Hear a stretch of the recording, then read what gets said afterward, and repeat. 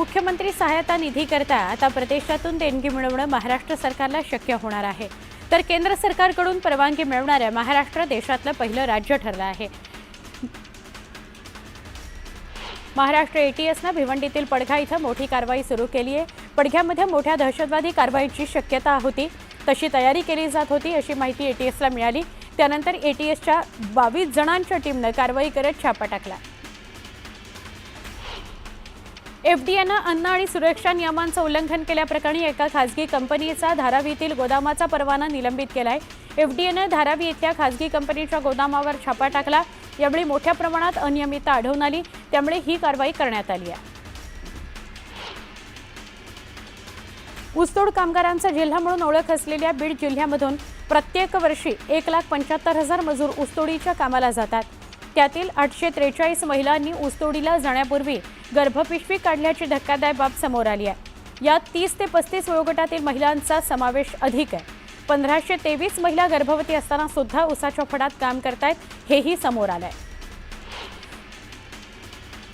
वाढीव हमीभावासोबतच कापसाच्या लागवड खर्चात झालेल्या वाढीमुळे शेतकऱ्यांच्या चिंता वाढल्या आहेत। गेल्या हंगामातील अनुभव बघता वाढीव हमीभाव केवळ कागदावरच राहणार की प्रत्यक्षात शेतकऱ्याच्या पदरी पडणार, याबाबत साशंकता व्यक्त होते। त्यामुळे वर्षभर राबल्यानंतरही शेतकऱ्याच्या पदरी केवळ 6,950 रुपयेच मिळतात। लाडकी बहीण या राज्य सरकारच्या महत्त्वाकांक्षी योजनेतील आयकर भरणाऱ्या लाभार्थी महिलांच्या कुटुंबाची माहिती अद्यापही मिळू शकलेली नाही।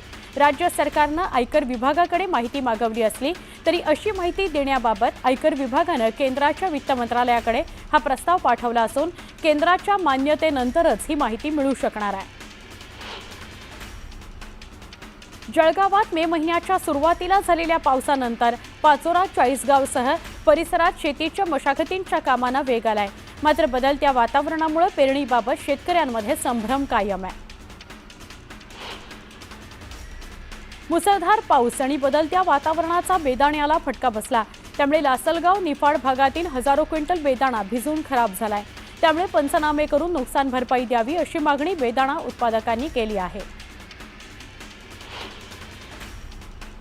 कराडमध्ये अर्ध्या एकरात लावलेलं टोमॅटोचं पीक अज्ञातानं उपटून टाकलं, त्यामुळे शेतकऱ्याचं मोठ्या प्रमाणात नुकसान झालं आहे। गेल्या 8 दिवसांपासून सतत कोसळणाऱ्या पावसानं सिंधुदुर्गात काहीशी उसंत घेतली, त्यामुळे भात पेरणी करणारा शेतकरी सुखावलाय। हे वातावरण शेतीकरता पोषक असल्यानं शेतकऱ्यांची भात पेरणीसाठीची लगबग सुरू झालेली आहे।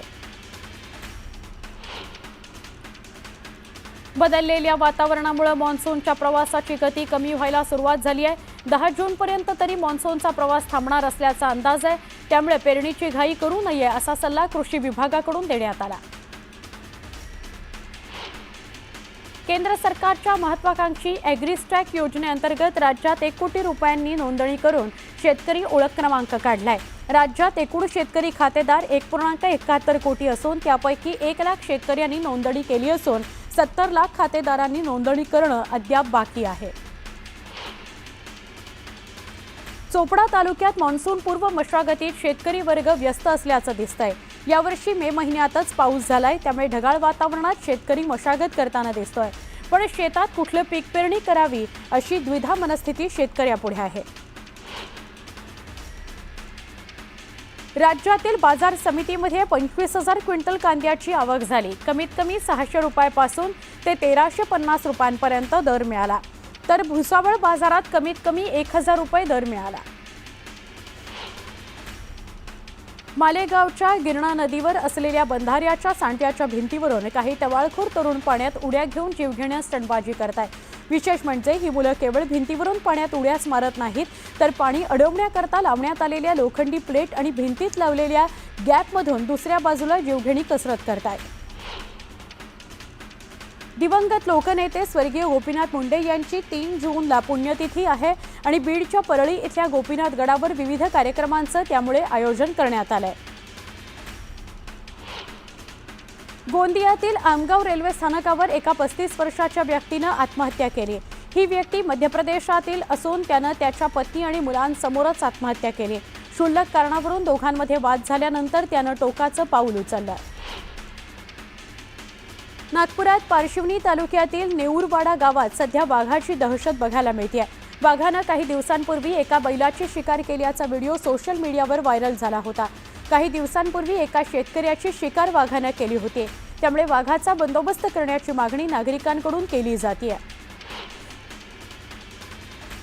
अकोला जिल्ह्यातील बार्शी टाकळी तालुक्यात शेतात ज्वारी कापणी दरम्यान 4 फूट उंच ज्वारीच्या कसांवर चढलेल्या 2 कोब्रा नागांचं दर्शन झालं. त्यामुळे नागरिकांमध्ये भीती पसरली आहे.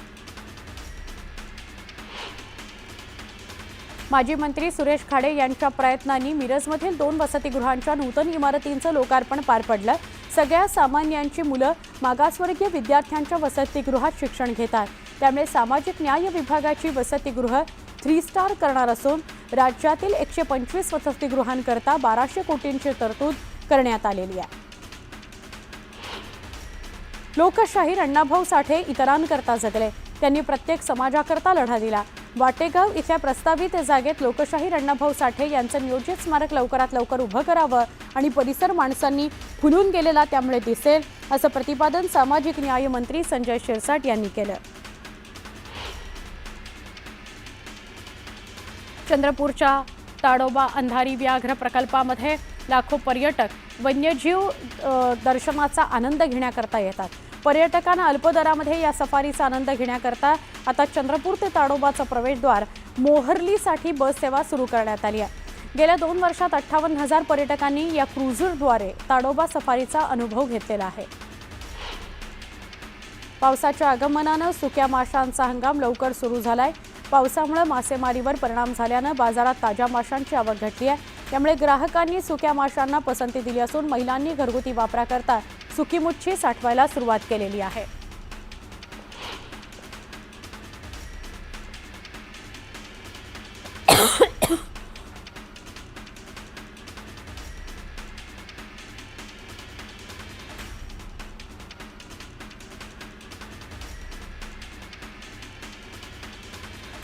पावसामुळे पुणे बाजार समितीमध्ये गुलटेकडी मार्केट यार्डात राज्यासह परराज्यातून फळभाज्यांची आवक कमी होते. आवक कमी झाल्यानं टोमॅटो, फ्लॉवर, वांगी, सिमला मिरची, शेवग्याच्या भावात मोठ्या प्रमाणात आठवड्याच्या तुलनेनं 10 ते 20% वाढ झाली होती. अन्य सगळ्याच फळभाज्यांचे भाव गेल्या आठवड्याच्या तुलनेत स्थिर होते.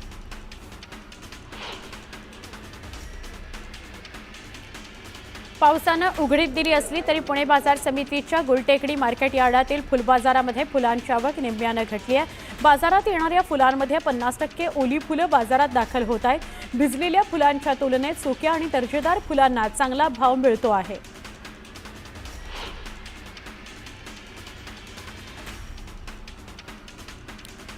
पुणे आंतरराष्ट्रीय विमानतळावरून आता 235 विमानांची ये-जा होणार आहे.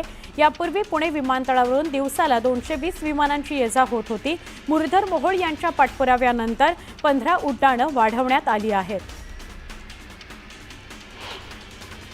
हिंदुस्थानातील सगळ्यात मोठी विमान कंपनी इंडिगोनं 30 नवीन एअरबस A350 वाईड बॉडी विमानांकरता ऑर्डर दिली आहे. या कराराची किंमत 4 ते 5 अब्ज डॉलर्स म्हणजेच अंदाजे 40,000 कोटी रुपये असल्याचं सांगितलं जात आहे.